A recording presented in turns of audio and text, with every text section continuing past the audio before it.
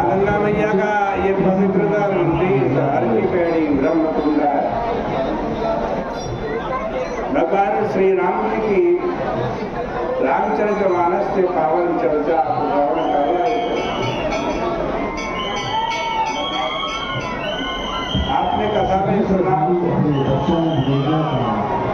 कि राम जी सुमेर पर्वत से बाण चलाते हैं और दूसरे सामने वाले पर्वत पर रावण की रंगशाला चल रही है। उसमें नृत्य गान वाद्य वो बाण आता है, पहले रावण का छत्र काट देता है, वो छत्र नीचे गिर जाता है, फिर रावण का मुकुट काट देता है, मुकुट भी सिर से नीचे गिर जाता है। उसके बाद वो बाण मंदोदरी ने कुंडल पहन रखे, उन कुंडलों पे लगता है, वो कुंडल भी गिर जाता है और इतनी तीव्रता से बाण आता है कि बाण किसी को दिखाई नहीं पड़ता कि क्या हुआ क्या।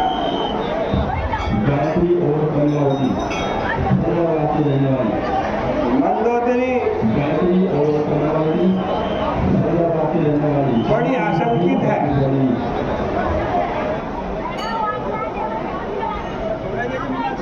और उसको ऐसा लग रहा है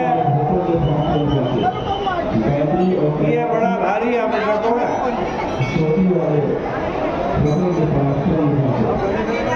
राम जी की वानर सेना लंका में पहुंच गई है।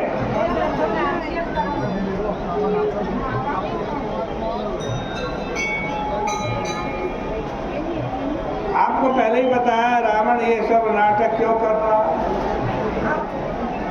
लंका वासियों को, राक्षसों को ये सांत्वना देने के लिए ये शत्रु कुछ नहीं है, ये बानर आए हैं, ये मनुष्य आए हैं, ये बानर मनुष्य तो हमारा क्या है, आहार है। इनसे डरने की जरूरत नहीं है। आओ तुम रंगशाला में नृत्य देखो, गान देखो, वाद्यों को सुनो।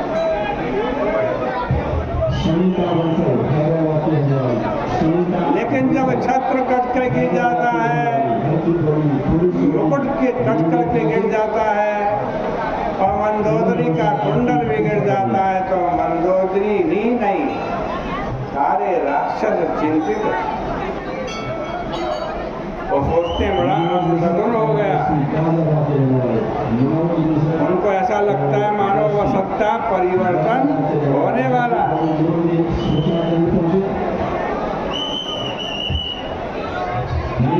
लेकिन रावण जो है इनके मनोभाव को बदलने के लिए एक खोखा प्रयास करता है। कल आप कथा में सुन रहे थे, वो कहता है शकुन अपशकुन क्या होता है। मनुष्य का मानसिक बल बढ़ा हुआ हो तो उसके ऊपर कोई अपशकुन प्रभाव नहीं डालता, और यदि मनुष्य का मानसिक बल ही घटा हुआ हो, पतन की ओर गया हुआ हो, तो उसका शुभ शकुन शकुन भी कुछ बढ़िया नहीं कर सकती।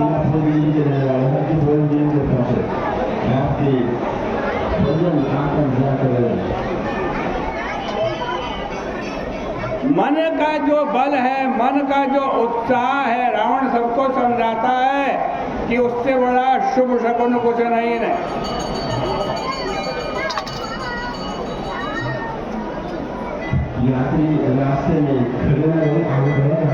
ये बात और है कि ये सब देखकर रावण खुद घबराया हुआ है, मेरा मुकुट कैसे गिर गया, मेरा छत्र कैसे गिर गया, और मेरी पत्नी मंदोदरी के कुंडल कैसे कट के गिर गए। बहन जी बैठ जाओ, तो बड़ी कृपा हो, ऐसे खड़े मत होइए, ये बेटा बैठ जाओ।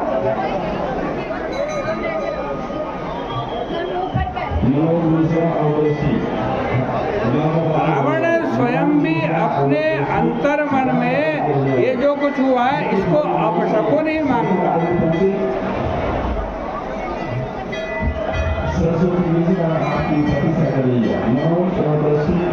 अपनी वचन विदग्धता से, वचन चातुर्यता से वो केवल दूसरों को भुलावा देने का प्रयास कर रहा है, लेकिन स्वयं भी डरावा है। इसलिए उसकी शब्द रचना के लिए जुगुती बनाई शब्द का प्रयोग किया गया।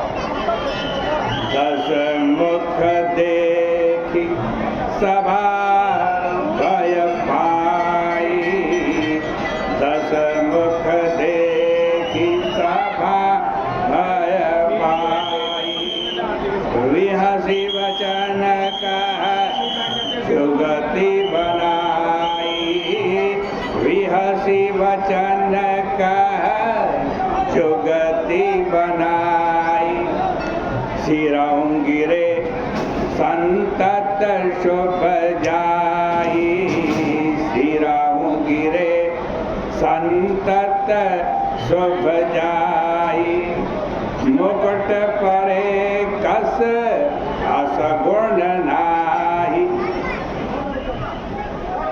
रावण तार्किक भाषा में प्रश्न करता है, कहता है अरे जिसका सिर कटना भी कल्याणकारी है,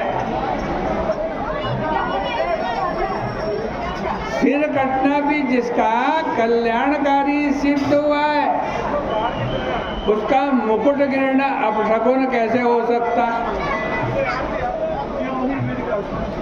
रावण ने प्रस्तुत प्रसंग में उस घटना का स्मरण किया जब उसने भगवान शिव की आराधना करते हुए उनके समक्ष अब अग्निकुंड में अपने सिर काट काट करके आहुति दी थी,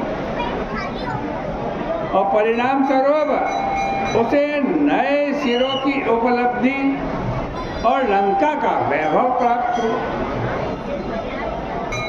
मानस में भी इन घटनाओं का सांकेतिक वर्णन आया है। जो संपत्ति शिव रावण ही, जो संपत्ति शिव रावण ही, दीन दिए दसमात, कोई संपदा विभीषण ही, सकुचित दीन रघुनाथ।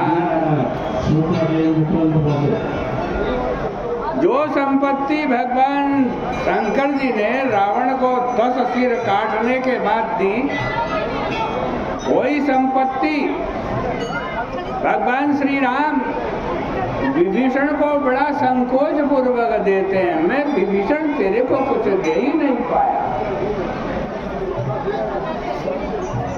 सादर शिव का शीस चढ़ाए, सादर शिव का शीस चढ़ाए, एक एक के कठिन पाए।